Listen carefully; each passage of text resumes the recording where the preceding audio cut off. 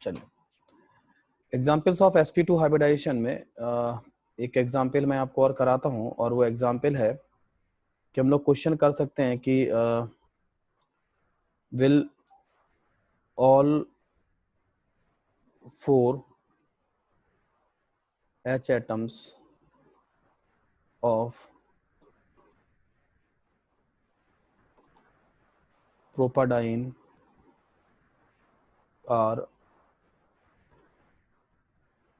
कोप्लिनर। तो प्रोपाडाइन का जो ये होगा, मतलब चारों H एटम जो होते हैं वो क्या कोप्लिनर होते हैं क्या, है ना, ये अपने को बताना है ना। तो will all 4 H atoms of propadiene are coplanar. Propadiene जो होता है प्रोपेन से बनेगा। प्रोपेन मतलब कितने कार्बन हो गए, 3 कार्बन हो गए। और डाईईन का मतलब हो गया 2 डबल बॉन्ड। डाईईन का मतलब हो गया 2 डबल बॉन्ड। तो ऐसा कुछ सिचुएशन है इस समय, ये H एटम हो जाएगा, ये H एटम हो जाएगा। So this way we can, थोड़ा सा उस साइड में ज्यादा बन गया है, रुक जाओ 1 मिनट।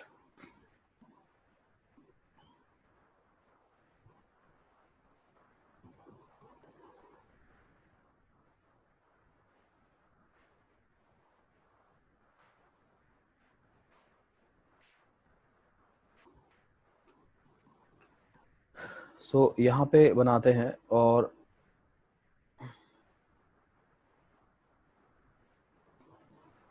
यहाँ पे कार्बन कार्बन डबल बॉन्ड है।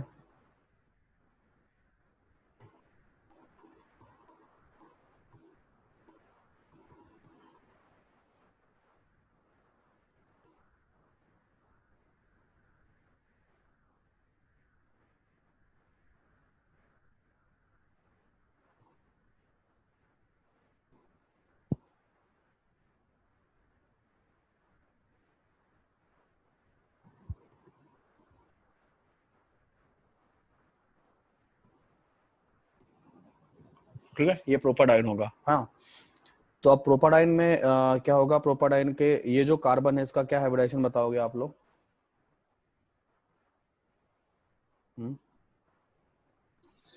sp आएगा, ठीक है। और बाकी अपना ये डिस्कशन हो गया था, ये ठीक है, ये पता चली गया था कि अगर एक्स और वाई ऑर्बिटल होगा तो एक्स वाई प्लेन होगा, sp2 में वाई और जेड ऑर्बिटल होगा तो एक्स वाई प्लेन होगा, और ये होगा तो वाई एक्स जेड प्लेन हो जाएगा, ठीक है। ये अपना हो गया था। हाँ, तो नाउ अब इसमें क्या होगा, ये जो sp हाइब्रिडाइजेशन है, इस sp हाइब्रिडाइजेशन में जो p ऑर्बिटल लोगे वो कौन सा लेने वाले हो आप लोग?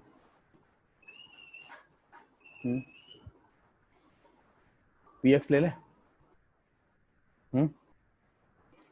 ये px ले लेंगे, ठीक है। तो px लेंगे तो ये वाला कार्बन एटम, ये वाला कार्बन एटम और ये वाला कार्बन एटम, तीनों जो कार्बन एटम है वो कितने डिग्री पे आ जाएंगे, 180 डिग्री पे आ जाएंगे, ठीक है। ये 180 डिग्री पे आ जाएंगे, और ये एक्स एक्सेस होगा, ठीक है। आ रहा समझ में? तो तीनों को 180 डिग्री पे आना पड़ेगा। ओके, अब यहाँ पर ये सिग्मा बॉन्ड जो बना, ये एक सिग्मा 1 बना है, ये सिग्मा 2 बना है, ये आपका पाई 1 बना है, और ये पाई 2 बना है। तो जो कार्बन का जो सेंट्रल वाला कार्बन एटम है उसका जो हाइब्रिडाइजेशन आप देख रहे हो, है ना, उसमें क्या हो रहा है कि कार्बन जो होगा वो क्या बना रहा है, वो बना रहा है 2s2 2p2 बना रहा है। तो 2s2 2p2 बना रहा है इस तरीके से, ठीक है। ये हो रहा है, ये इलेक्ट्रॉन आप यहाँ भेजोगे, और उसके बाद ये क्या बनाएगा, उसके बाद ये यहाँ होगा, और इस तरीके से ये हो जाएगा। तो ये हो जाएगा 2px, ये हो जाएगा 2py, और ये हो जाएगा 2pz, ये है 2s। आपने क्या कर दिया, आपने क्या किया, आपने यहाँ पे sp हाइब्रिडाइजेशन कर लिया, है ना, sp हाइब्रिडाइजेशन कर लिया। तो इससे तो बनेंगे सिग्मा बॉन्ड, है ना, सिग्मा बॉन्ड बनने वाला है, ओके। और इनसे क्या बनने वाला है, इनसे पाई बॉन्ड बनने वाला है, पी वाई पी जेड से। ये तो सिग्मा में इन्वॉल्व हो जाएंगे, दोनों दो हाइब्रिड ऑर्बिटल बनेंगे, sp हाइब्रिड ऑर्बिटल 2 बनेंगी, तो वो तो सिग्मा में यूज हो जाएंगी। जो पाई बॉन्ड बनने वाला है वो कौन बनाने वाला है? वो बनाने वाला पी वाई और पी जेड। तो ये वाला जो कार्बन एटम, इसी की बात चल रही है ना, इस वाले कार्बन एटम की बात चल रही है, बीच वाले की। तो यहाँ पे उसकी 2p y ऑर्बिटल खाली पड़ी हुई है, तो यहाँ पे उसकी इस तरफ जो है 2p z हो जाएगी, और क्या है। तो अगर ये 2py है तो ये भी 2py हो जाएगी, तो ये भी 2pz हो जाएगी ऐसे करके, यस और नो, ठीक है। तो ऐसे 2pz और 2pz जो है ना वो इस तरीके से हो जाएगा। तो अब ये बात समझ में आ गई सबको, कोई दिक्कत नहीं है। इस वाले बीच वाले जो कार्बन एटम के दोनों पाई बॉन्ड है वो एक दूसरे के कैसे हो जाएंगे, परपेंडिकुलर हो जाएंगे, हो जाएंगे। मतलब पाई वन जो पाई बॉन्ड बनेगा, वो जो पाई वन जो बने वाला है पाई बॉन्ड, जो पाई वन यहाँ पे लिख देता हूँ, यहाँ पे जो लिख देता हूँ, पाई वन जो बनेगा वो बनेगा 2pz प्लस 2pz से बनेगा, और जो पाई टू बनेगा वो बनेगा 2py प्लस 2py से बनेगा, ऐसे होगा। तो यहाँ पे ये वाला जो हाइब्रिडाइजेशन है वो क्या होगा, वो हो जाएगा sp2 हाइब्रिडाइजेशन, है ना, sp2 हाइब्रिडाइजेशन हो जाता है, ठीक है। तो sp2 हाइब्रिडाइजेशन जो होगा, इसमें जो ऑर्बिटल इन्वॉल्व होंगी इस कार्बन की, वो कौन कौन सी होगी बता सकते हो? s होगा और 2p होंगी। वो 2p कौन कौन सी होने वाली हैं, बोलो कोई? px और px और py। py, क्योंकि pz का यूज अपन ने कहाँ कर लिया है, इस वाले कार्बन की पाई बॉन्ड बनाने में कर लिया है। तो ये वाले जो तीनों एटम होंगे, ये वाले तीनों जो एटम होंगे, ठीक है ना, 120 डिग्री के एंगल पर ये बनेगा, और ये सब, ये दोनों कहाँ पे आ जाएंगे, ये XY प्लेन में आ जाएंगे। इस बात से आप एग्री कर रहे हो? हाँ बोलो। और ऐसे ही क्या होगा, ऐसे ही यहाँ पर भी क्या करोगे, ऐसे यहाँ पर भी इसका sp2 हाइब्रिडाइजेशन आ रहा है, समझ में आ रहा है आप लोगों को? तो यहाँ पे जो ऑर्बिटल यूज होगा वो होगा s प्लस p करोगे, इनमें p कौन सा हो जाएगा, इसमें हो जाएगा px और pz हो जाएगा ऐसे, तो sp2 हाइब्रिडाइजेशन हो जाएगा। sp2 हाइब्रिडाइजेशन में यहाँ पर जो बनने वाला है ये, ठीक है ना, वो कौन सा हो जाएगा, ये हो जाएगा xz प्लेन हो जाएगा, xz प्लेन हो जाएगा, ठीक है, ठीक है, ये xz प्लेन हो जाएगा। दिख रहा है, समझ में आ रहा है, समझ में सबको? हाँ, इस तरीके से आप क्या कर सकते हो, ये आप कंप्लीट कर सकते हो। तो ये आप देख पा रहे हो कि यहाँ पे दोनों जो चारों H एटम है वो कौन से प्लेन में आ रहे हैं, अलग अलग प्लेन में आ रहे हैं। बेसिकली ऐसा होगा, एक तो आपकी कॉपी के प्लेन में होगा ऐसे, और एक कॉपी के परपेंडिकुलर प्लेन में होगा ऐसे, इस तरीके से, है ना, ऐसे होगा, ठीक है। तो ये क्या होगा कि आपके जो चारों H एटम है, क्या आंसर आएगा बोलो? हाँ, नो आंसर आएगा। मैंने क्या पूछा था आपसे कि will all 4 H atom of propadiene are coplanar, क्या चारों H एटम प्रोपाडाइन के कोप्लेनर होंगे? तो आपका आंसर होगा नहीं होंगे, है ना, ठीक है। आ रहा समझ में तुम लोगों को? बॉन्डिंग समझ में आया, ये बॉन्डिंग के कंसेप्ट से आया समझ में? कौन कौन है क्लास में आज? सब है ही नहीं है? सभी, एक लोग कोई नहीं है आज। अभिषेक, अर्जुन, हर्षल, पुलकित, पल्लव, वेदांश, आया समझ में? नहीं आया जस्ट यस तो बोलो। Yes sir. सबको आ गया? हाँ पक्का, कोई समस्या नहीं है? ठीक है, तो एक एग्जाम्पल मैं आपको और देता हूँ, और वो एग्जाम्पल में आप बताइए, अगर मैं आपको ये एग्जाम्पल देता, ऐसे करके देता, तो आप लोग क्या ख्याल है इसमें?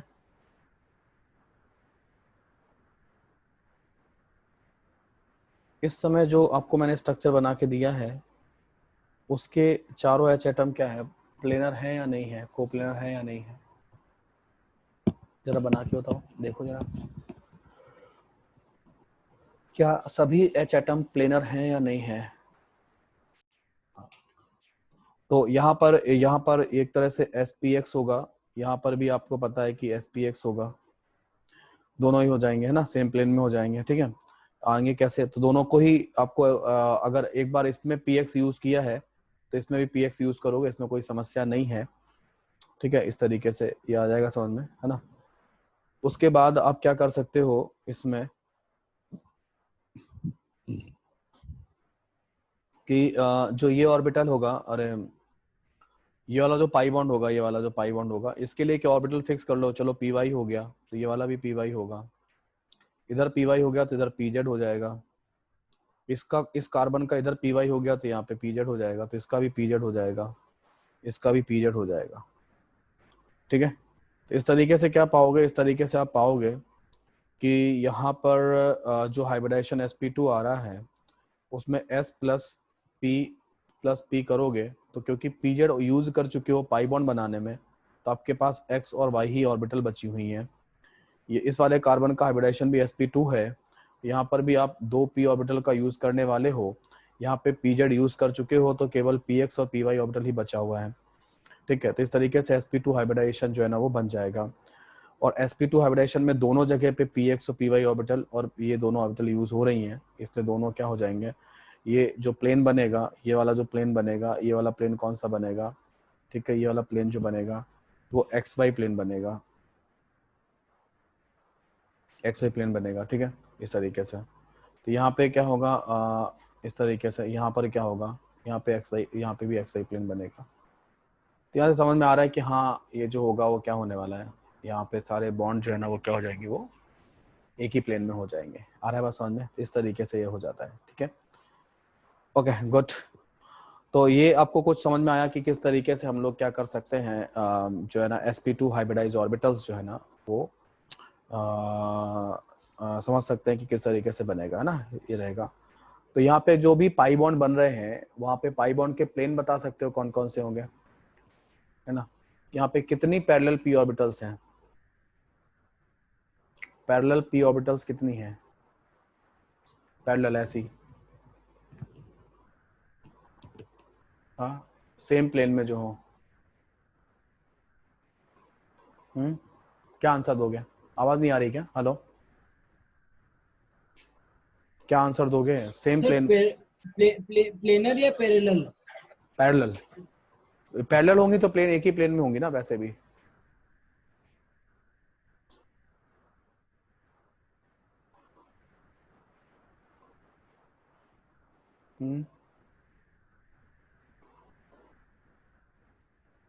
ये नहीं दिख रहा आपको? नहीं समझ, पीजेड पीजेड एक ही प्लेन में है ना, ये वाला पीजेड पीजेड एक ही प्लेन में है।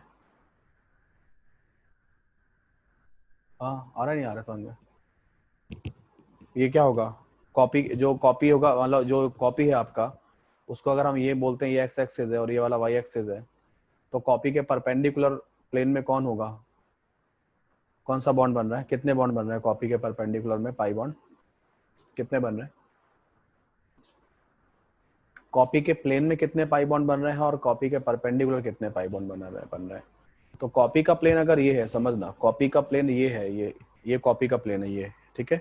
तो कॉपी के परपेंडिकुलर ऐसे होगा, तो कॉपी के परपेंडिकुलर जो प्लेन हो रहा है, ठीक है, दिख रहा है, दिख रहा है, अच्छा ब्लू पेन ही समझ, स्क्रीन से यूं होगा ऐसे, ठीक है। आ रहा है, आ रहा है यार, दिख रहा है, दिख रहा है ये पेन, ओके, स्क्रीन की वजह से नहीं दिख रहा है, वेट अ मिनट, दूसरा पेन लेते हैं।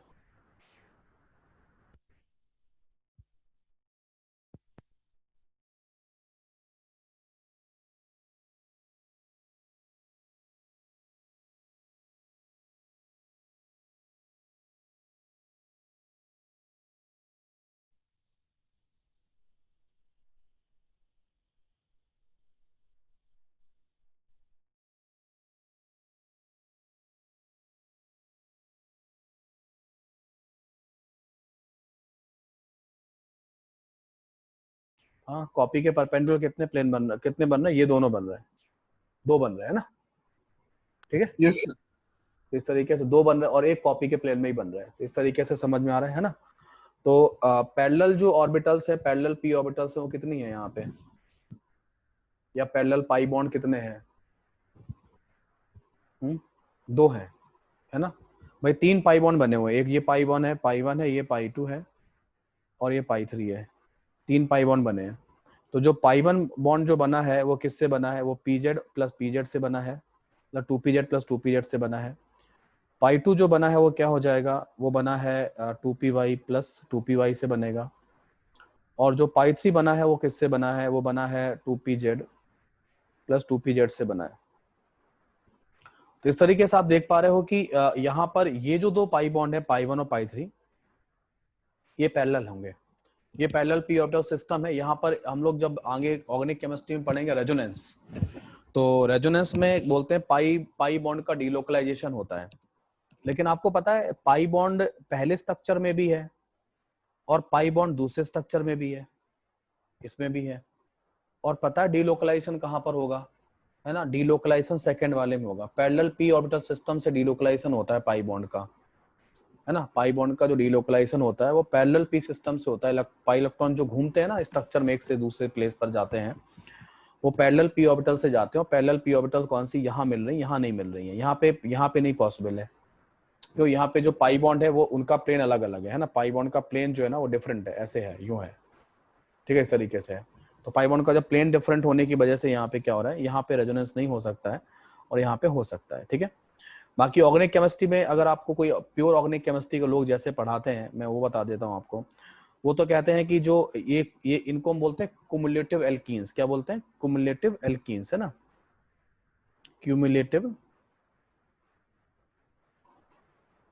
क्यूमुलेटिव एल्कीन्स बोलते हैं इनको, ठीक है।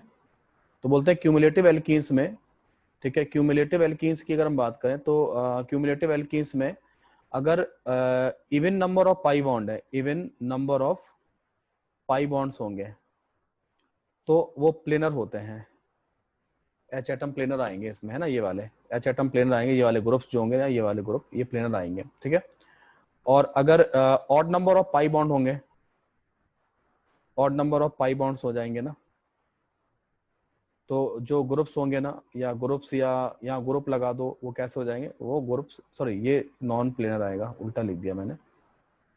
यहाँ पर जो ग्रुप्स आएंगे, अगर even number of pi bond है, जैसे वहां पे 2 थे, तो वहां पे क्या लिखोगे, जो है ना, जो ग्रुप्स होंगे वो नॉन प्लेनर होंगे, और जो यहाँ पे जो ग्रुप्स होंगे वो कैसे हो जाएंगे, वो प्लेनर हो जाएंगे। इस तरीके से भी लोग याद करते हैं। यहाँ पे आपने देखा यहाँ पे कितने पाई बॉन्ड थे, यहाँ पे odd number of pi bond थे, तो आपने देखा कि जो ग्रुप्स हैं या एच एटम्स हैं, यहाँ पे आप ग्रुप लगा सकते हो, CH3 मिथाइल इथाइल ग्रुप लगा सकते हो, तो वो सभी ग्रुप क्या होंगे, एक ही प्लेन में आ जाएंगे इस वाले केस में, जहाँ पे odd number of pi bond है। और जहाँ पे even number of pi bond है वहाँ पे डिफरेंट प्लेन में चले जाते हैं, ऐसा कुछ बताया जाता है। और फिर यही कंसेप्ट जो है ना हम लोग ऑप्टिकल आइसोमेरिज्म में और ज्योमेट्रिकल आइसोमेरिज्म में वहाँ पर भी सिखाते हैं, और उसका बेसिक यही है। और यहाँ से जब उठा के वहाँ ले जाते हैं तो बड़े अच्छे से चीज़ों को समझ में आता है। ऑर्गेनिक केमिस्ट्री में भी ये चीज़ें बहुत इजीली समझ में आती हैं, तो मैं उसको दोनों को कनेक्ट कर रहा हूँ।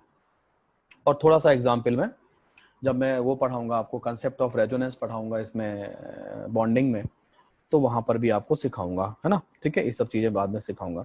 बस थोड़ा सा एक चीज़ और बता दो मुझे, ये स्ट्रक्चर आपने देखा है कभी? ये स्ट्रक्चर किसका है? ये मैं बनाता हूँ, इसका नाम पता है आपको? ये इसका नाम पता है, क्या नाम है इसका? हाँ, सभी लोग जानते हैं, कोई बताएगा? हाँ, आवाज आ रही मेरी? अभिषेक, अर्जुन, बेंजीन। अच्छा, आप लोग चैट में लिख रहे हो। हाँ, बेंजीन है, ठीक है। तो यहाँ पे एक काम करता हूँ, पार्टिसिपेंट को मैं इधर लिख देता हूँ, इस तरफ ले आता हूँ स्क्रीन के, और यहाँ पे ये आ जाता, ठीक है। अब ठीक है, अब क्या वो चैट, नहीं तो वो हाइड हो जाती थी बार बार। तो यहाँ पे ये बेंजीन है। आप मुझे बता सकते हैं ये बेंजीन में कितने पाई बॉन्ड दिखाई दे रहे हैं आपको? 3 पाई बॉन्ड दिखाई दे रहा है ना, पाई 1, पाई 2 और पाई 3, 3 पाई बॉन्ड दिखाई दे रहा है ना। तो बेंजीन के स्ट्रक्चर में जो आपको 3 पाई बॉन्ड दिखाई दे रहे हैं, इन तीनों पाई बॉन्ड के प्लेन बता सकते हो आप मुझे?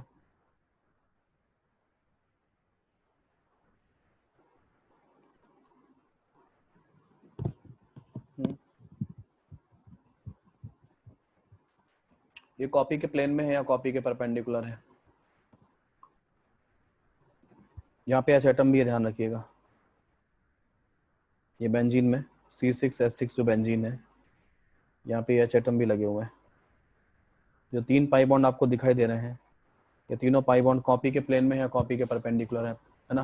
प्लेन ऑफ पेपर या प्लेन ऑफ पेपर में है, या प्लेन ऑफ पेपर के परपेंडिकुलर है।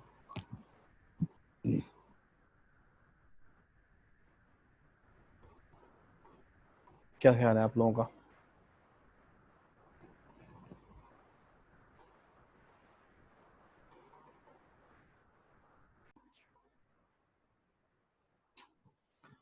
ये क्लास में सबको समझ में आ गया होगा कि यहाँ पे जो बॉन्ड्स हैं, ये जो कार्बन एटम्स हैं जिनको मैं रेड पेन से मार्क कर रहा हूँ, ठीक है, ये सभी कार्बन एटम का हाइब्रिडेशन क्या है? सभी कार्बन एटम का हाइब्रिडेशन sp2 है। ये सभी कार्बन एटम sp2 हाइब्रिडाइज हैं, ये सभी sp2 हाइब्रिडाइज हैं। अब sp2 हाइब्रिडाइज होंगे तो इनका एक ऑर्बिटल जो है ना p का, वो क्या है, वो बचा हुआ है किस काम को करने के लिए? पाई बॉन्ड को बनाने के लिए। समझना, क्योंकि ये रिंग स्ट्रक्चर है, तो रिंग स्ट्रक्चर डिफरेंट प्लेन में नहीं ले जा सकते आप रिंग को, है ना। रिंग वाले स्ट्रक्चर को, रिंग तो आपको एक ही प्लेन में बनानी पड़ेगी, है ना, वरना रिंग का स्ट्रेन जो है ना बढ़ जाएगा अगर आपने रिंग को डिफरेंट प्लेन में बनाने की कोशिश की। तो अगर आप किसी स्टूडेंट ने कहा कि सर यहाँ पे जो पी यूज हो रहा है वो पी एक्स और पी वाई यूज हो रहा है, जो कि हम मान के चलते हैं अपनी कॉपी का प्लेन को, हमें एक्स और वाई मान के चल रहे हैं अपनी कॉपी के प्लेन को, तो अगर ये अगर यहाँ पे एक्स और पी वाई यूज हो रहा है तो फिर ऑब्वियस सी बात है कि ये वाला जो कार्बन है, ये वाले कार्बन का भी क्या यूज होगा, p x plus p y ही यूज होगा। इस वाले कार्बन का भी क्या यूज होगा, p x plus p y ही यूज होगा। इस वाले कार्बन का क्या यूज होगा, p x plus p y use होगा। इस वाले कार्बन का क्या होगा, p x plus p y use होगा। ठीक है, इस तरीके से। अब ये जो पाई 3 होगा, अब जो पाई बॉन्ड बन रहे हैं, ऑब्वियस सी बात है सबके पास कौन सी ऑर्बिटल फ्री बची हुई है। ठीक है, तो इसके पास जो है ना, इन सभी के कार्बन एटम के पास एक ऑर्बिटल फ्री बची है पी जेड, इसके पास भी पी जेड, इसके पास भी, इस वाले कार्बन के पास भी पी जेड, इसके पास भी कौन सी है, पी जेड, इसके पास भी कौन सी बची है, पी जेड। ये जो एक एक ऑर्बिटल जो बची हुई है वो कौन सी है, वो पी जेड है, और वो इनके क्या करेगा, वो पाई बॉन्ड बनाने के काम आएगा। ऐसे पी जेड ओवरलैपिंग से पाई बॉन्ड बन जाएगा ऐसे। ठीक है, इस तरीके से बेंजीन के प्लेन के परपेंडिकुलर क्या होंगे, पाई बॉन्ड बनेंगे, और हम कहते हैं कि बेंजीन के प्लेन के परपेंडिकुलर ऊपर इस तरीके से पाई बॉन्ड बनेंगे। and I can draw a structure for you also, and that structure is like this way you can also represent the benzene structure. This way you can represent, ये perpendicular bonds बने हुए हैं ऐसे, ये pi bond बने हुए हैं, ये पाई बॉन्ड बने हुए हैं, ये पाई बॉन्ड के लिए पी ऑर्बिटल्स बने हुए हैं। इस तरीके से इसका आपस में पाई बॉन्ड बना है, ये इससे बना हुआ है और ये एस से बना हुआ है, इस तरीके से। ये 2pz है, ये 2pz है, ये 2pz है, और ये 2pz है, ये 2pz है, और ये 2pz है। ठीक है, तो समटाइम्स जो है ना, हम लोग बेंजीन के स्ट्रक्चर को फिर कैसे बना देते हैं, इस तरीके से बना देते हैं, रेजोनेंस दिखाकर इस तरीके से बना देते हैं। हम कहते हैं कि ऊपर ऊपर वाले इलेक्ट्रॉन क्लाउड आपस में मिल गए, नीचे नीचे वाले इलेक्ट्रॉन क्लाउड आपस में मिल गए, और वो आपस में क्या कर गए, ओवरलैप कर गए, और बेंजीन में क्या हो जाता है, रेजोनेंस हो जाता है। तो ऐसा बेंजीन भी एक क्या है, बेंजीन भी एक अपना पैरेलल पी ऑर्बिटल सिस्टम कहलाता है। क्या कहलाता है, पैरेलल पी ऑर्बिटल सिस्टम। और हम जानते हैं कि जो हमारा रेजोनेंस होता है वो पैरेलल पी ऑर्बिटल सिस्टम का ही पार्ट होता है। जो हमारा रेजोनेंस होता है वो पैरेलल पी ऑर्बिटल सिस्टम का ही पार्ट होता है। ठीक है, इस तरीके से रहेगा।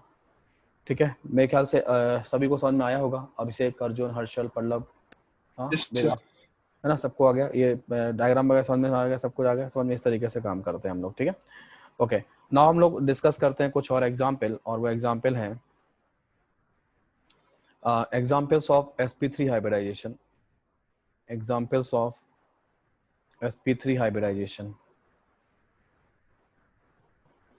ये जो मैं आपको विजुअलाइजेशन सिखा रहा हूँ ऑर्बिटल्स का, है ना, मतलब मेरा मानना है कि ऑर्गेनिक केमिस्ट्री में जो O लिखा हुआ है ना, O फॉर ऑर्गेनिक केमिस्ट्री में जो O लेटर है ना, वो ऑर्बिटल से ही है और ओवरलैपिंग से ही है और ओरिएंटेशन से है। तीन बातें क्लियर होती हैं, है ना। ऑर्गेनिक केमिस्ट्री में जो O का मतलब है ना, ऑर्गेनिक केमिस्ट्री में ये O जो है ना, ये तीन बातें बताता है। तीन बातों को अगर आपके पास, आपको ऑर्बिटल के बारे में पता है, आपको ओवरलैपिंग के बारे में पता है, और आपको ओरिएंटेशन के बारे में पता है, ठीक है, देन ऑर्गेनिक केमिस्ट्री में आप टेंशन मत करो, आपको सब कुछ आएगा समझ में। Orbital, overlapping and orientation, the three secret जो है ना ऑर्गेनिक केमिस्ट्री के, वो यही है। ठीक है ना, और उसके बाद आपको ऑर्गेनाइजेशन। ठीक है, कि आप उसे, उस नॉलेज को कैसे ऑर्गेनाइज करते हो। जैसे मैं एकदम सिस्टम से चलता हूँ, एक एक बात आप देख रहे हो कि मैं कभी भी आप देखना, कहीं भी पढ़ा रहा हूँ, कैसे भी पढ़ा रहा हूँ, बहुत ही सिस्टमेटिक जो है ना अप्रोच लेके चलता हूँ और चीज़ों को इस तरीके से। तो अगर आप इस तरीके से करोगे, सिस्टमेटिक अप्रोच का फायदा क्या है मैं बताता हूँ। जो कॉम्पिटिटिव एग्जाम के स्टूडेंट होते हैं उनको सिस्टमेटिक अप्रोच की ज़रूरत होती है, सिस्टमेटिक नोट्स की ज़रूरत होती है, सिस्टमेटिक लिटरेचर की ज़रूरत होती है, बिकॉज उनको सब कुछ नहीं पढ़ना होता है ना। उन्हें एक प्रिस्क्राइब्ड टाइम में, एक डेफिनेट टाइम में उनको एक एग्जाम क्रैक करना होता है विद अ गुड रैंक। ठीक है, उस तरीके से। तो उसके लिए क्या चाहिए होता है, उसके लिए चाहिए होता है करिकुलम डिजाइन मास्टरी, है ना। मतलब अगर आपकी करिकुलम डिजाइन मास्टरी है ठीक है, तो आप विद इन टाइम क्या कर सकते हो, विद इन टाइम उस स्टूडेंट को या कि जो है ना आपने जो भी आप जिसको कोचिंग दे रहे हो ना, उसको आप वहां तक पहुंचा सकते हो। वरना फिर तो पढ़ाने को तो क्या है, फिर मैं आपको 1 किताब से 2 किताब 3 किताब 4 किताब ऐसे 1 साल से 2 साल 3 साल 4 साल 5 साल तक पढ़ाता रहूं, तो वो उस that is not the competition, that is not the preparation actually, वो नहीं है। इसलिए आपको एक सिस्टमेटिक और उस नॉलेज की जरूरत पड़ती है, और वो बहुत जरूरी होती है। मतलब ये मैंने सीखा है कि एक बहुत ही करिकुलम डिजाइन जो है ना वो मेरा बहुत अच्छा है, with in time with in चीजों को मैं कर ले जाता हूँ, है ना। और जिस टॉपिक में जितना टाइम लगता है उतना ही टाइम लगाता हूँ, ना उससे ज्यादा ना उससे कम, उतना ही लगाता हूँ जितना जरूरत है। अननेसेसरी इमोशनल होके बहुत ज्यादा नहीं पढ़ाता, अननेसेसरी अंडर नॉलेज नहीं करता हूँ, ओवर नॉलेज नहीं करता हूँ, दोनों ही नहीं करता हूँ। सीधा सीधा उतना ही प्लान रखते हैं तो चीजें ठीक रहती हैं। वही मैं आपको भी सजेस्ट करूंगा, ठीक है। थोड़ा हमें एक्स्ट्रा आना चाहिए, that is needed because that give you some confidence in your exam, देता है। लेकिन ओवर स्टडी में भी नहीं जाना चाहिए, है ना। ऐसा ना हो कि हम एक ही चीज में बहुत ज्यादा आगे चले जाएं। जैसे कुछ लोग हैं, मैं देखता हूँ फिजिक्स में हमारे भी यहाँ पे पढ़ाते हैं कुछ लोग हैं, तो वो मैकेनिक्स आती है उनको, तो मैकेनिक्स साल भर पढ़ाते हैं और बाद में आखिरी 2-3 महीने में पढ़ा के कुछ बंद कर देते हैं अपने बैचेस को। तो वो नहीं होना, ऐसा नहीं होना चाहिए। सबसे आते हैं तो सबसे ही करना चाहिए, ऐसा कुछ है ना। तो ना हम लोग वापस आते हैं अपने एग्जाम्पल पर, और वो इस एग्जाम्पल है हमारा स्टेरिक नंबर यहाँ पे कितना आएगा, यहाँ पे स्टेरिक नंबर की वैल्यू आएगी हमारी 4। जो हमारे टाइप्स ऑफ पार्टिकल्स होंगे वो क्या हो जाएंगे, टाइप्स ऑफ पार्टिकल होंगे हमारा AB4 टाइप का हो जाएगा, AB3L टाइप का हो जाएगा, और AB2L2 टाइप का हो जाएगा। AB4 में क्या होगा, जैसे CH4 हो जाएगा एग्जाम्पल हमारा, जैसे हमारा एग्जाम्पल यहाँ पे अमोनिया का हो जाएगा, और जैसे यहाँ पे हमारा एग्जाम्पल वाटर का हो जाएगा।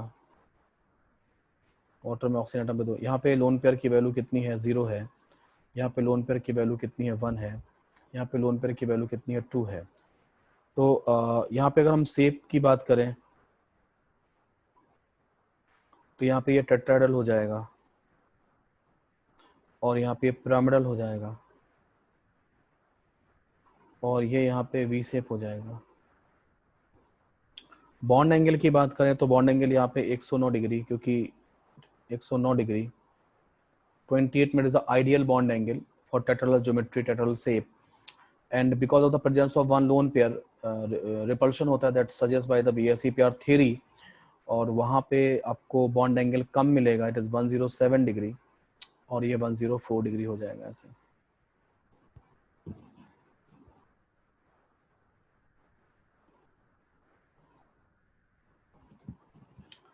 ठीक है, इस तरीके से। तो ये हो जाएगा यहाँ पर क्लियर है, यहाँ से हो जाएगा एग्जाम्पल्स ऑफ sp3 हाइब्रिडाइजेशन, इस तरीके से हो जाएगा। ओके, सो नाउ यहाँ पर इस तरीके से रहने वाला है, कोई दिक्कत नहीं है ना। ओके, तो इसके केस में क्या होगा, देखो आप AB4 हो गया, AB3L हो गया, AB2L2 टाइप का हो जाएगा। ओके हाँ, अब हम लोग एक एक करके एग्जाम्पल कुछ पढ़ते हैं इसमें sp3 हाइब्रिडाइजेशन में। और सबसे पहले हम लोग जो एग्जाम्पल पढ़ेंगे उसमें पढ़ेंगे हम लोग, एक एग्जाम्पल मैं आपको देता हूँ, दैट एग्जाम्पल इज H2SO4। अभी तो मैं इसको लेके चलता हूँ, बाकी को जरूरत नहीं है मुझे देने की, सब कुछ पता है आपको।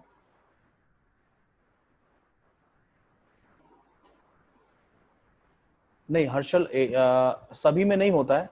AB4L2 टाइप में, AB2L2 टाइप में 104 डिग्री वाटर में ही होता है, वाटर में ही होता है। बट ठीक है, एटम के इसके आसपास अगर कुछ एटम्स क्लोज हैं तो लगभग इसी के आसपास ही डेटा आता है ना। तो आप रिलेट कर सकते हो, मतलब कभी अगर आपको डेटा रिलेट करना है, not exactly but close to that, you can go comparison के अंदर। ठीक है हर्षल, ओके है ना, इस तरीके से जा सकते हैं। बट ये डेटा जो मैंने लिखा है ये वाटर का ही लिखा है ना। ओके, ये जो डेटा 107 डिग्री लिखा है ये मैंने अमोनिया का ही लिखा है। Okay, so we can relate, मतलब some information we can relate, क्या देखो अमोनिया में इतना होता था तो यहाँ कुछ ऐसा ही उसके आसपास ही होगा, ऐसा कुछ we can relate for that, like that. अब H2SO4 की बात करें तो मेरे ख्याल से H2SO4 का स्ट्रक्चर सभी लोग क्लास में बना लेंगे। जो लॉजिक कहता है स्ट्रक्चर बनाने का, because you are the 11th student, तो उसमें ये नियम है कि H एटम को हमेशा किनारे रखा जाता है किसी भी उसमें, और जो सबसे बड़ा एटम होता है साइड में, जैसे सल्फर एटम है, वो सेंटर में रखा जाएगा। और H एटम क्योंकि एक बॉन्ड बनाता है तो वो ऑक्सीजन से जुड़ेगा, ऑक्सीजन 2 बॉन्ड बनाता है तो ऐसे हो जाएगा। सल्फर हमारे पास कितने बॉन्ड बना सकता है? 6 बॉन्ड बना सकता है। 2 इलेक्ट्रॉन अभी यूज किए हैं, अभी सल्फर के पास 4 इलेक्ट्रॉन बाकी है और हमारे पास 2 ऑक्सीजन भी बाकी हैं, तो उनको भी 2 इलेक्ट्रॉन चाहिए थे। इस तरीके से ऑक्सीजन एटम ने भी अपना ऑक्टेट क्या कर लिया है? पूरा कर लिया है। ऐसा हो जाएगा, ठीक है। यहाँ पे मेरे पास 2 पाई बॉन्ड दिखाई दे रहे हैं आप लोगों को, एक ये पाई बॉन्ड है, एक ये पाई बॉन्ड है। ये जो पाई बॉन्ड आपको दिख रहे हैं 2 पाई 1 पाई 2 जो दिख रहे हैं, ये कौन से पाई बॉन्ड है? पी पाई है, पी पाई डी पाई है, या दोनों पी पाई डी पाई है, या एक में से या दोनों पी पाई है, या एक पी पाई डी पाई है, एक पी पाई है। ऐसे ऑप्शन में बना सकता हूँ। तो आपको आपका क्या आंसर है? आपका क्या कहना है कि मुझे क्या क्या समझ में आ रहा है आपको? Both d, yes, both p pi d pi हो जाएंगे, बिकॉज सल्फर का हाइब्रिडाइजेशन क्या है यहाँ पे? सल्फर का हाइब्रिडाइजेशन क्या है? सल्फर का हाइब्रिडाइजेशन क्या बता रहे हो आप यहाँ पे? सल्फर का हाइब्रिडेशन यहाँ पे बता रहे हो आप sp3। तो सल्फर ने अपनी तीनों p ऑर्बिटल को किस में यूज कर लिया है? हाँ, हाइब्रिडेशन में यूज कर लिया है। तो पाई बॉन्ड बनाने के लिए सल्फर के पास एक भी p ऑर्बिटल नहीं है। हाँ, ऑक्सीजन के पास p ऑर्बिटल ही है, लेकिन सल्फर के पास एक भी नहीं बचा, बिकॉज जो ऐसी ऑर्बिटल जो कि हाइब्रिडेशन में पार्टिसिपेट नहीं करती है, हम उसको ही हम पाई बॉन्ड बनाने के लिए भेजते हैं। लेकिन यहाँ सल्फर की जो ऑर्बिटल है, उसने तीनों ऑर्बिटल ने पाई बॉन्ड बना लिया है, सॉरी हाइब्रिडेशन में पार्टिसिपेट कर लिया। तो पाई बॉन्ड बनाने के लिए उसके पास केवल डी बचेगा। इट इज ऑब्वियस है ना, it is obvious for you. आए बात समझ में? मतलब सिचुएशन, और अगर हम डिटेल में जाते हैं तो 3s2 3p4 है और 3d0 है। मैं कई बार लिख चुका हूँ क्लास में electronic configuration, so we can move little faster. So ये एक इलेक्ट्रॉन यहाँ चलेगा, एक इलेक्ट्रॉन यहाँ चला जाएगा, और उसके बाद एक इस सिचुएशन जो क्रिएट होने वाली है वो इस तरीके की सिचुएशन क्रिएट होगी, ठीक है। ये हो जाएगा sp3 हाइब्रिडाइजेशन, ठीक है। ये sp3 हाइब्रिडेशन हो जाएगा। क्लियर हो गया? तो sp3 हाइब्रिडेशन जो होगा ओके इस तरीके से हो जाएगा। बात समझ में आ रही है ना? ये कर सकते हैं आप। sp3 हाइब्रिडेशन जो है ना वो आपको ऐसे हो जाएगा। क्लियर? डन। अब आपके पास ये जो डी ऑर्बिटल बची है, ये एक पाई बॉन्ड बना लेगी और एक ये पाई बॉन्ड बना लेगी। तो यहाँ पे ये जो पाई बॉन्ड आपको दिखाई दे रहा है, ये आपका पी पाई डी पाई बॉन्ड है। ये वाला भी आपका कौन सा पी पाई डी पाई बॉन्ड है। कुल मिला के मैं आपको समझाना चाह रहा हूं कि अगर कभी आपका sp3 हाइब्रिडाइजेशन दिखा आपको, किसी एटम का, सेंट्रल एटम का sp3 हाइब्रिडाइजेशन दिखा, और उसके साथ साथ वो पाई बॉन्ड भी बना रहा है, इसका मतलब है यार कि वो पाई बॉन्ड कौन सा है? बोलो अभिषेक। अगर sp3 hybridized central atom pi bond बना रहा है, दैट मीन्स वो पाई बॉन्ड 100% कौन सा है? हाँ अभिषेक, हर्षल, पुलकित, पल्लव, कुशाग्र, हाँ वो पी पाई डी पाई ही है। 100% वो पी पाई डी पाई है। ऐसे क्वेश्चन भी आते हैं कि किसमें कितने यहाँ पे पी पाई डी पाई बॉन्ड है, कितने क्या है, ऐसे करके आ जाएंगे। जैसे यहाँ पे मैं पूछूं आपसे एक एग्जांपल, मैं आपसे और बताता हूँ, और वो एग्जांपल है XCO3 का एग्जांपल है। XCO3 में कितने पी पाई डी पाई बॉन्ड है? जिनॉन ट्राइऑक्साइड होता है, ये जिनॉन का ऑक्साइड है। So you can form like this, it is xenon trioxide, एक लोन पेयर है। कितने जो पाई बॉन्ड आपको दिखा है यहाँ पे? 3 पाई बॉन्ड है। और 3 पाई बॉन्ड के बारे में क्या कहना है आपका? कितने पी पाई डी पाई है?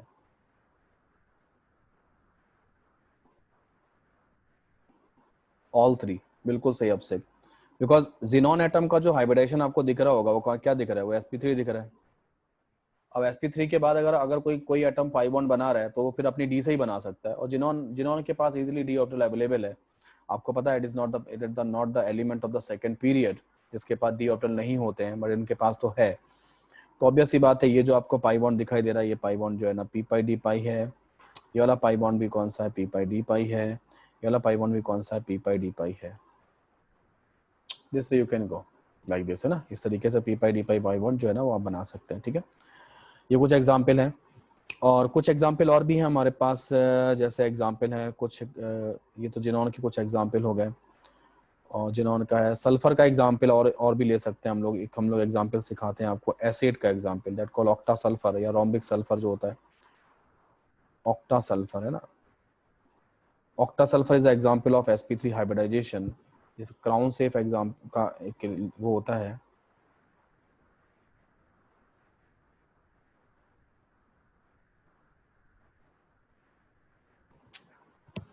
ठीक है, तो कितने कितने आपको सल्फर एटम दिखाई दे रहे हैं यहाँ पे, दिख रहे हैं 8 सल्फर एटम दिखाई दे रहा है, और सभी 8 के 8 सल्फर एटम का हाइब्रिडेशन क्या निकल के आ रहा है बताओ, दिख रहा है आपको। ऑक्टा सल्फर में, या रोम्बिक सल्फर भी कहलाता है ये, है ना।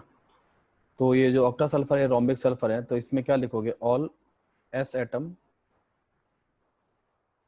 All S atoms are sp3 hybridized with 2 lone pair. सभी के पास 2 लोन पेयर है और sp3 हाइब्रिडाइज है। कभी कभी ये, और ना इसको हम लोग क्या बोलते हैं, क्राउन शेप, है ना, क्राउन शेप स्ट्रक्चर बोलते हैं इस तरीके से। ठीक है, कुछ और भी स्ट्रक्चर बहुत कॉमन होते हैं, जैसे फास्फोरस के अगर बात करें तो फास्फोरस में p4 का स्ट्रक्चर है, that call white phosphorus.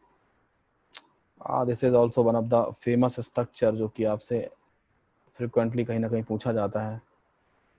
So white phosphorus की अगर बात करें तो व्हाइट फास्फोरस का जो स्ट्रक्चर है वो टेट्राहेड्रल शेप में रहता है, इस तरीके से रहता है।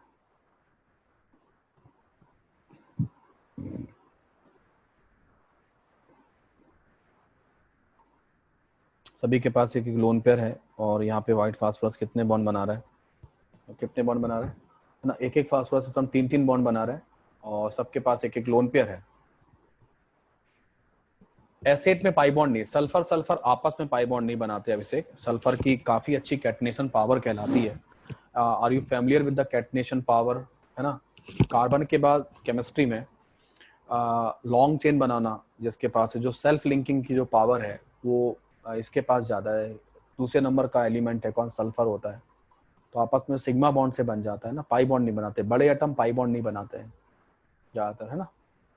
बड़े एटम, 2 बड़े एटम आपस में पाई बॉन्ड नहीं बनाते। एक बड़ा एटम हो, एक छोटा एटम हो, तो फिर पाई बॉन्ड, फिर भी पाई बॉन्ड बन जाता है।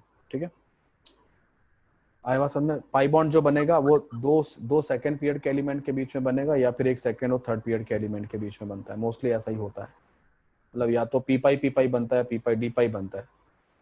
ठीक है, इस तरीके से ही रहता है ना। और बताओ, ठीक है अभिषेक, आया समझ में, है ना।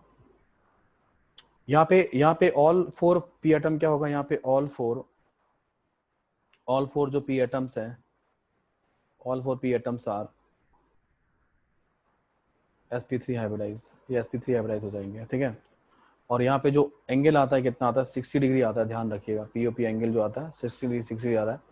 और होना कितना चाहिए था, ये हाईली स्ट्रेन्ड कहलाता है ना, ये हाईली स्ट्रेन्ड पार्टिकल,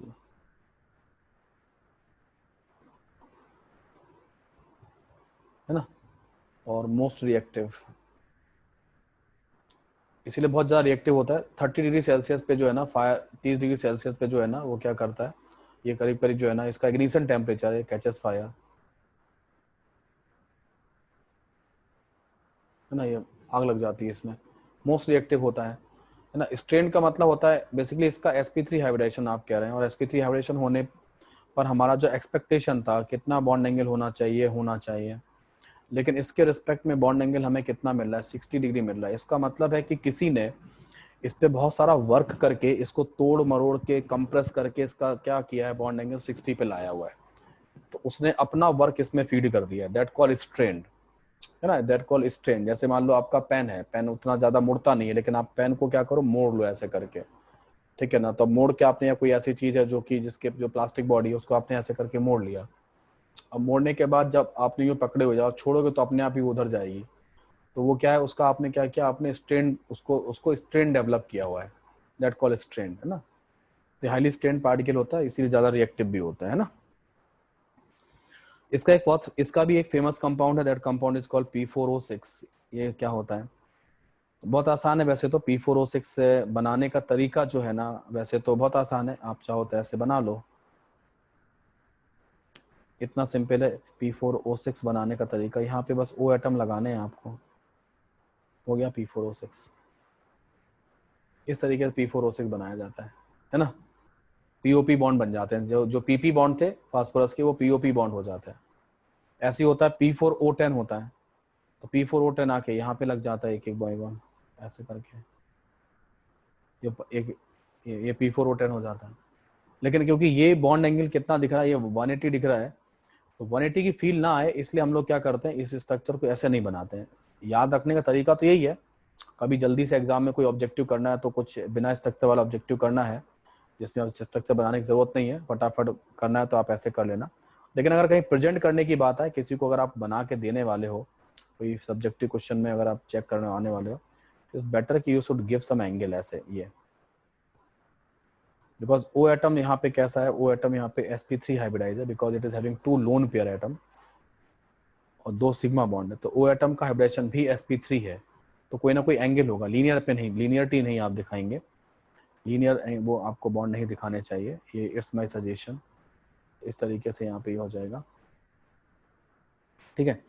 बाकी ये वाला जो पाई बॉन्ड है ऐसे दिखा दो, ये वाला ऑक्सीजन एटम ऐसे दिखा दो, और इनके पास एक ही लोन पेयर दिखा दो, ये आपका P4O6 है, ठीक है। सिमिलरली क्या करोगे, अगर आप P4O10 बनाओगे तो P4O10 में भी क्या होगा, P4O10 को बनाने का तरीका यही है कि आप पहले P4O6 बना लीजिए, और P4O6 बनाने के बाद आप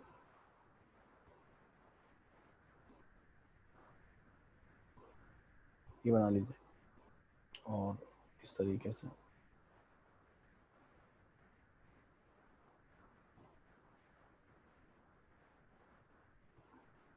हो जाएगा, ठीक है। तो ये आपका जो है ना वो बन जाएगा, कोई दिक्कत होनी नहीं चाहिए इसमें, है ना, इस तरीके से।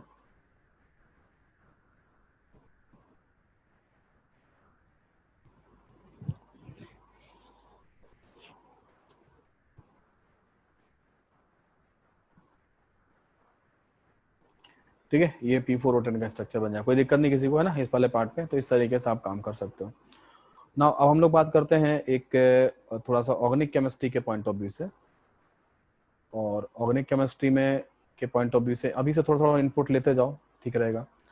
ऑर्गेनिक केमिस्ट्री में क्या होता है, ऑर्गेनिक केमिस्ट्री में हम एक बात करते हैं sp3 हाइब्रिडाइज कार्बन की।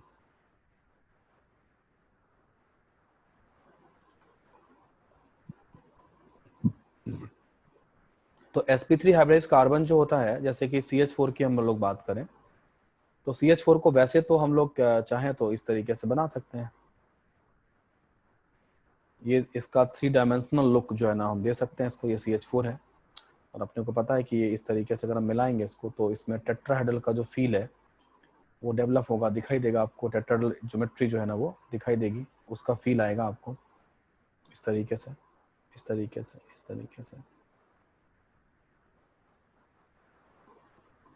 ये आपको ऐसा लगेगा जैसे कि ये अगर हम ये वाला कुछ देर के लिए ये वाला एच एटम हटा देते हैं, ऊपर वाला ये वाला एच एटम हटा दें वाला बॉन्ड, तो आपको पिरामिड की फील आएगी, है ना।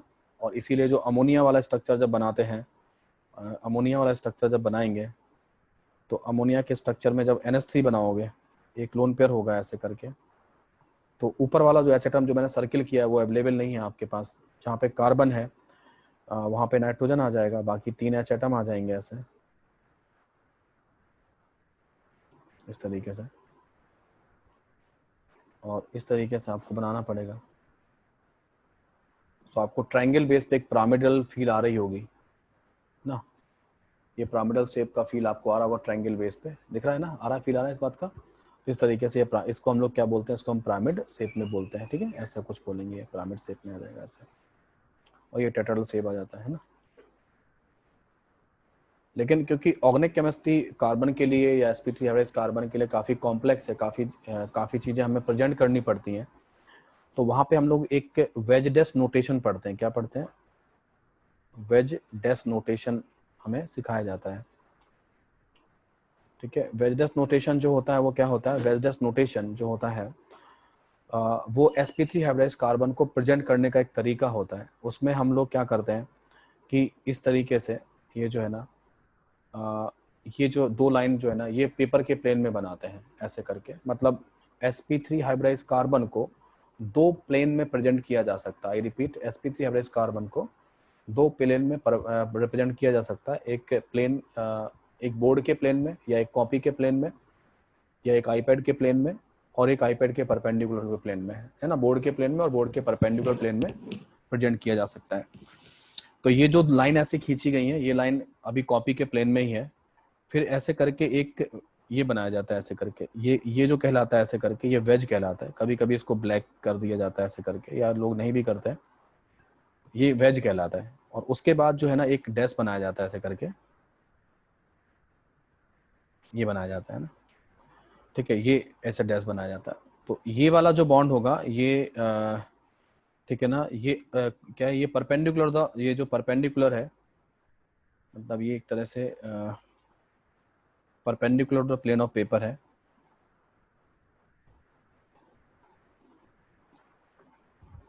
Perpendicular to the plane of paper है, और ठीक है ये रहेगा। और परपेंडिकुलर में भी क्या है, ये अपर साइड में है ना, अप साइड में है, और ये भी परपेंडिकुलर है, लेकिन ये क्या है, ये डाउन साइड में है, अंदर की तरफ है। और ये दोनों जो है ना, ये जो है इस तरीके से, अगर मैं इसको ए लिख देता हूँ, इसको बी लिख देता हूँ, इसको सी लिख देता हूँ, इसको डी लिख देता हूँ, तो ये जो ए बी है, ये क्या होगा, ये प्लेन ऑफ पेपर में है, present in plane of paper.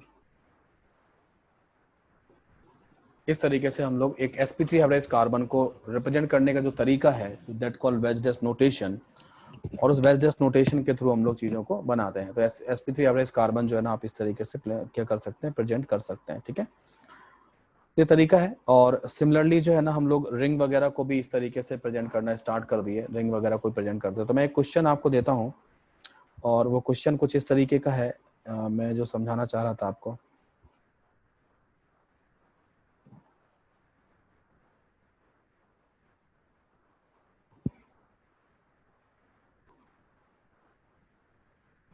मेरा क्वेश्चन यही है कि आपको ये बताना कि ये जो आपको दिखाई दे रहे हैं 4 एच एटम, क्या ये आपस में प्लेनर है? आप लॉजिकली प्रूव कर सकते हैं क्या कि आपस में प्लेनर है या नहीं है? कैसे करोगे इसको प्रूफ? क्या आप इसे लॉजिकली प्रूव कर सकते हैं? बता सकते हैं कि प्लेनर है या नहीं है?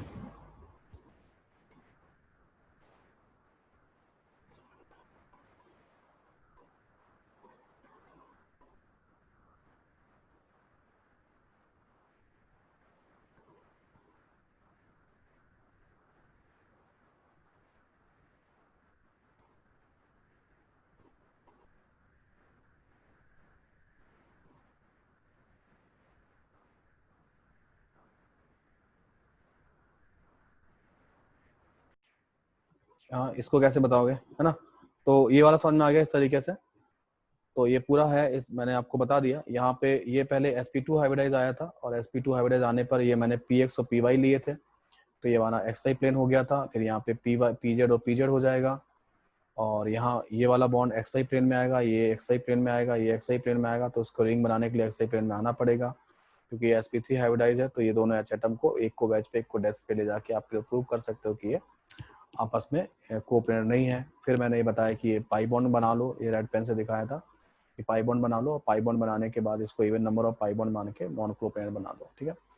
कुछ ऐसा ही यहाँ पर भी है, आपको समझ में आ रहा होगा ये कौन सा हाइब्रिडाइजेशन है, sp3 हाइब्रिडाइजेशन है, यहाँ पे आपको लग रहा होगा।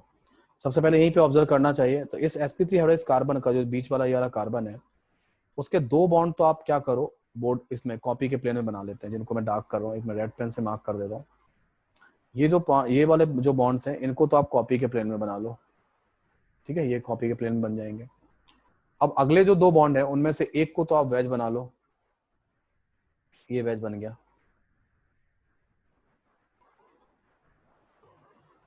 दूसरे वाले को आप डैश बना लो, है ना, दूसरे वाले को आप डैश बना लो, क्योंकि रिंग बनानी है आपको। तो रिंग बनाने के लिए फिर क्या होगा, जिस तरफ ये डैश की तरफ गया है, इस वाले को भी आपको डैश बनाना पड़ेगा। आप इस बारे मेरी बात से एग्री हुए कि नहीं हुए?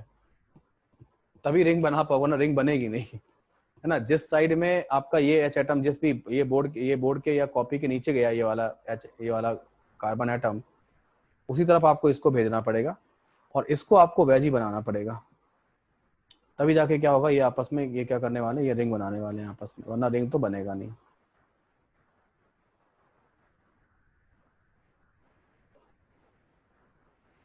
वरना रिंग तो बनेगा नहीं, ठीक है, इस तरीके से ये रिंग तो बनेगा नहीं। आ रहा है समझ में, इस तरीके से रहने वाला है। ओके नाउ अब हमें क्या करना है, अब हमें जो एच एटम है वो क्या करेंगे, ये जो एच एटम है क्योंकि इसका एक वेज पे जा चुका है, एक डैश पे जा चुका है ना, एक वेज पे जा चुका है, एक डैश पे जा चुका है, तो ऑब्वियस सी बात है कि ये फिर क्या होंगे, ये वाले कॉपी के प्लेन में ही रहने वाले हैं। और कॉपी का प्लेन मान लेते हैं एक्स वाई प्लेन है, कॉपी का प्लेन जो है ना वो एक्स वाई प्लेन है, तो ये वाला प्लेन कौन सा, इनका प्लेन कौन सा हो जाएगा, ये एक्स वाई प्लेन हो जाएगा, ठीक है, अरे बात समझ में, ठीक है। तो इस तरीके से रहेगा। अब अगर हम यहाँ देखें तो ये वाला, ये जो बॉन्ड है, ये बॉन्ड एक्स वाई प्लेन में है, ये वाला बॉन्ड भी क्या है, एक्स वाई प्लेन में है। रिंग बनाने के लिए इसको भी एक्स वाई प्लेन में आना पड़ेगा, इसको भी एक्स वाई प्लेन में आना पड़ेगा, ये भी आपका ऐसे बनेगा और ऐसे भी ऐसे ही बनेगा, क्योंकि ये वाला कार्बन sp3 हाइब्रिडाइज है। इस sp3 हाइब्रिडाइज कार्बन के दो बॉन्ड तो आपने क्या किए, कॉपी के प्लेन में बना दिए हैं, तो अगले जो दो बॉन्ड बनने वाले हैं उसमें से एक तो वेज पे बनेगा और एक डैश पे बनेगा, ठीक है। एक जो वेज पे बना है वो कॉपी के परपेंडिकुलर है, जो डैश पे बना है वो कॉपी के अंदर की तरफ चला जाएगा, ठीक है। इस तरीके से दोनों कैसे होंगे, कोप्लेनर नहीं होंगे, है ना। यहाँ पर भी लोग समझाने का तरीका भी ऐसे ही बताते हैं, ये एक पाई बॉन्ड हो जाएगा, ये भी एक पाई बॉन्ड हो जाएगा, रिंग को एक पाई बॉन्ड की तरह, एक अनसैचुरेशन की तरह मानते हैं, और एक पाई बॉन्ड यहाँ पे हो जाएगा, और इस तरीके से हम लोग क्या करेंगे, बोलेंगे कि एच एटम पैरेलल नहीं है। और यहाँ पे अगर मैं 3 रिंग बना दूंगा तो क्या होगा, तब क्या हो जाएगा, तब प्लेनर हो जाएगा, ठीक है। So lots of logical information हमने यहाँ पे डील करी है, बहुत सारी लॉजिकल इंफॉर्मेशन जो है ना वो कंप्लीट किया है। मैंने कुछ ऑर्गेनिक भी लिया, कुछ मैंने इनऑर्गेनिक भी लिया, मैंने कुछ अपना मैथमेटिक वाला पार्ट भी लिया, ऐसे करके सारा कुछ मिला के आपको एक समझाया। तो एक पूरा एक जो हाइब्रिडाइजेशन जहाँ जहाँ यूज़ होता है, जैसे जैसे यूज़ होता है, कहाँ कहाँ यूज़ होता है, उसके लिए मैंने आपको तैयार कर दिया है, मतलब एक माइंडसेट तैयार कर दिया है, एक प्रॉपर आप जो है ना आपको समझ में आएगा जब भी आप कोई बुक पढ़ोगे या जब भी आपको कोई पढ़ाएगा, है ना, कहीं भी कैसे भी पढ़ाए वो चीज़ें आपको आएंगी। तो फंडामेंटली आप लोग जो है ना काफ़ी ज़्यादा स्ट्रांग हो गए हो, ठीक है। नाउ अब हमारा जो नेक्स्ट हाइब्रिडाइजेशन है, दैट हाइब्रिडाइजेशन इज sp3 डिहाइब्रिडाइजेशन। मेरे ख्याल से यहाँ काफ़ी है, sp3 तक मेरा काफ़ी जो एग्जाम्पल मैं दे दिए हैं। नाउ हमारा नेक्स्ट एग्जाम्पल होता है sp3 डिहाइब्रिडाइजेशन का। लेकिन sp3 डिहाइब्रिडाइजेशन पे जाने से पहले हम लोग क्या करते हैं, हम लोग जो है ना वो मुझे पढ़ानी पड़ेगी आपको, वो ये है, और वो ये है valence shell electron pair repulsion theory.